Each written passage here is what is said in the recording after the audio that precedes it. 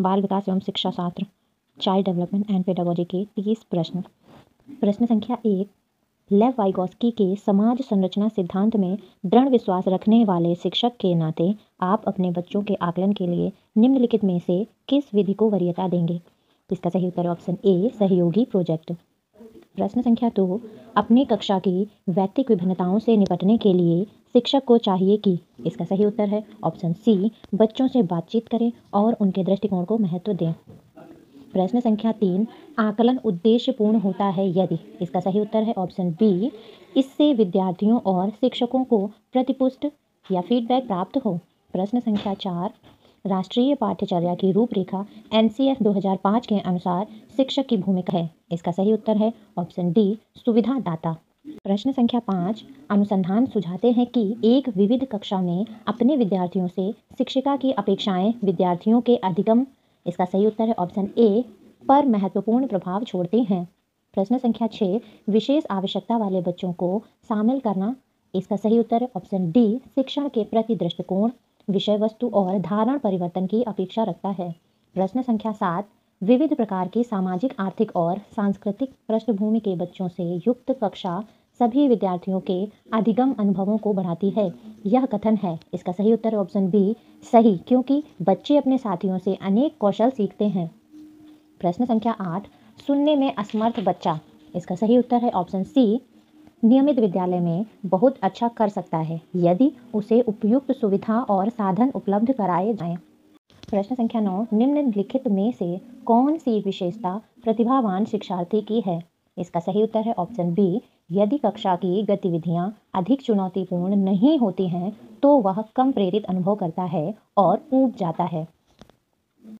प्रश्न संख्या 10, एक शिक्षिका अपनी प्राथमिक कक्षा में प्रभावी अधिगम को बढ़ा सकती है। इसका सही उत्तर है ऑप्शन डी, विषय वस्तु को विद्यार्थियों के जीवन के साथ संबंधित करके। प्रश्न संख्या 11, बच्चों के बारे में निम्नलिखित कथनों में से कौन से सही हैं? इसका सही उत्तर है ऑप्शन बी, 2, 3 और 4, अर्थात बच्चे समस्या समाधान करता है, बच्चे वैज्ञानिक शोध करता है और बच्चे पर्यावरण के सक्रिय अन्वेषक हैं। प्रश्न संख्या 12, विद्यार्थियों में संप्रत्यात्मक विकास को प्रोत्साहन देने के लिए निम्नलिखित में से कौन सी विधि सबसे प्रभावी है? इसका सही उत्तर है ऑप्शन सी, विद्यार्थियों को बहुत से उदाहरण देना और उन्हें तर्क शक्ति का उपयोग करने के लिए प्रोत्साहित करना। प्रश्न संख्या 13, प्राथमिक विद्यालय के बच्चे उस वातावरण में सबसे प्रभावी ढंग से सीखेंगे। इसका सही उत्तर है ऑप्शन ए, जहां उनकी संवेगात्मक आवश्यकताओं की पूर्ति होती है और वे अनुभव करते हैं कि वे महत्वपूर्ण हैं। प्रश्न संख्या 14, एक बच्चा खिड़की के सामने से एक कौवे को उड़ता हुआ देखता है और कहता है एक पक्षी, इससे बच्चे के विचार के बारे में क्या पता चलता है? इसका सही उत्तर है ऑप्शन बी, अर्थात बच्चे में पक्षी का प्रत्यय विकसित हो चुका है और बच्चे ने अपने अनुभव बताने के लिए भाषा के कुछ उपकरणों का विकास कर लिया है। प्रश्न संख्या 15, कोई शिक्षिका अपने विद्यार्थियों को क्या कहे कि उन्हें भीतरी प्रेरणा के साथ कार्य करने के लिए प्रोत्साहित कर सकें? इसका सही उत्तर है ऑप्शन डी, इसे करने की कोशिश करो, तुम सीख जाओगे।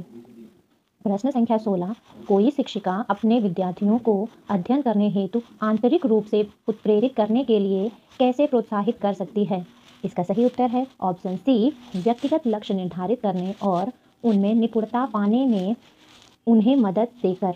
प्रश्न संख्या 17, किसी प्रारंभिक कक्षा में प्रभावशाली शिक्षक का उद्देश्य विद्यार्थियों को उत्प्रेरित करना होगा। इसका सही उत्तर है ऑप्शन ए, सीखने के लिए जिससे वे जिज्ञासु बने और सीखने के लिए ही सीखना पसंद करें। प्रश्न संख्या 18, निम्नलिखित में से कौन सा उदाहरण प्रभावशाली विद्यालय की प्रथा का है? इसका सही उत्तर है ऑप्शन सी, व्यक्ति सापेक्ष अधिगम। प्रश्न संख्या 19, विकास का सिर पदाभिमुख दिशा सिद्धांत व्याख्या करता है कि विकास इस प्रकार आगे बढ़ता है। इसका सही उत्तर है ऑप्शन सी, सिर से पैर की ओर। प्रश्न संख्या 20, भाषा विकास के लिए सबसे संवेदनशील समय निम्नलिखित में से कौन सा है? इसका सही उत्तर है ऑप्शन डी, प्रारंभिक बचपन का समय। प्रश्न संख्या 21, एक 6 वर्ष की लड़की खेल कूद में असाधारण योग्यता का प्रदर्शन करती है।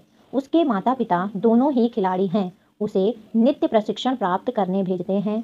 और सप्ताहांत में उसे प्रशिक्षण देते हैं। बहुत संभव है कि उसकी क्षमताएं निम्नलिखित दोनों के बीच परस्पर प्रतिक्रिया का परिणाम होंगी।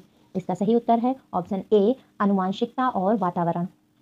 निम्नलिखित में से कौन सा सामाजिकरण के गौण वाहक हो सकते हैं? इसका सही उत्तर है ऑप्शन बी, विद्यालय और पास पड़ोस। प्रश्न संख्या 23, लेव वाइगोस्की के अनुसार संज्ञानात्मक विकास का मूल कारण है। इसका सही उत्तर है ऑप्शन बी, सामाजिक अन्योन्क्रिया।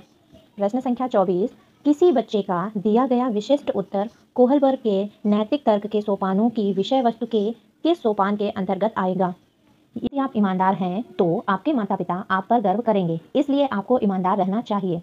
इसका सही उत्तर है ऑप्शन सी, अच्छी लड़की अच्छा लड़का अनुकूल। प्रश्न संख्या 25, जीन पियाजे के अनुसार अधिगम के लिए निम्नलिखित में से क्या आवश्यक है? इसका सही उत्तर है ऑप्शन ए, शिक्षार्थी के द्वारा पर्यावरण की सक्रिय खोजबीन। प्रश्न संख्या 26, जीन पियाजे के अनुसार प्रारूप या स्कीमा निर्माण वर्तमान योजनाओं के अनुरूप बनाने हेतु नवीन जानकारी में संशोधन और नवीन जानकारी के आधार पर पुरानी योजनाओं में संशोधन के परिणाम के रूप में घटित होता है। इन दोनों प्रक्रियाओं को जाना जाता है। इसका सही उत्तर है ऑप्शन डी, समावेशन और समायोजन के रूप में। प्रश्न संख्या 27, किसी प्रगतिशील कक्षा की व्यवस्था में शिक्षक एक ऐसे वातावरण को उपलब्ध कराकर अधिगम को सुगम बनाता है जो, इसका सही उत्तर है ऑप्शन ए, खोज को प्रोत्साहन देता है।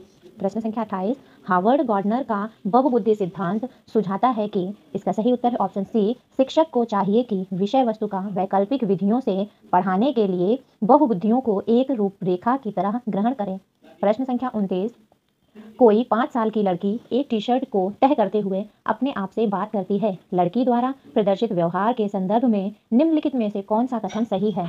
इसका सही उत्तर है ऑप्शन बी, जीन पियाजे इसे अहम केंद्रित भाषा कहेंगे और लेव वाइगोस्की इसकी व्याख्या बच्चे के द्वारा निजी भाषा से अपनी क्रियाओं को नियमित करने के प्रयासों के रूप में करेंगे। प्रश्न संख्या 30, लिंग या जेंडर है। इसका सही उत्तर है ऑप्शन डी, सामाजिक संरचना।